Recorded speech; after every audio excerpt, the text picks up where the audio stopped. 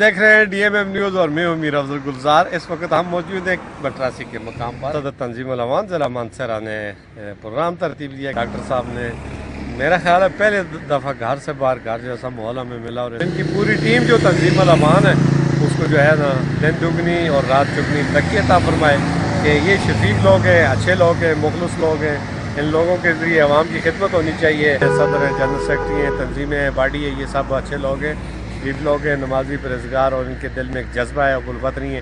ان کا عزم ہے کہ ہم عوام کی خدمت کریں, چاہے وہ تنظیم کے پلیٹ فارم سے ہو, سیاسی پلیٹ فارم سے ہو, یا مسجد کے پلیٹ فارم سے ہو. خدمت انسانیت کے جذبے سے سرشار ان کا عزم رات دن اسی پہ. اس میں بہت بڑا کردار ہے ڈاکٹر صاحب کا. یہ اپنی مالی اور جانی تعاون کرتے ہیں. گزشتہ 1.5-2 سال سے ڈاکٹر صاحب پورے قد کاٹ کے ساتھ ایک مقام پر کھڑے ہیں, اور مجھے یقین ہے اگر یہ ثابت قدم رہے تو انشاءاللہ العزیز یہ منزل پر پہنچ کر دم لیں گے, اور ہماری دعا ان کے ساتھ.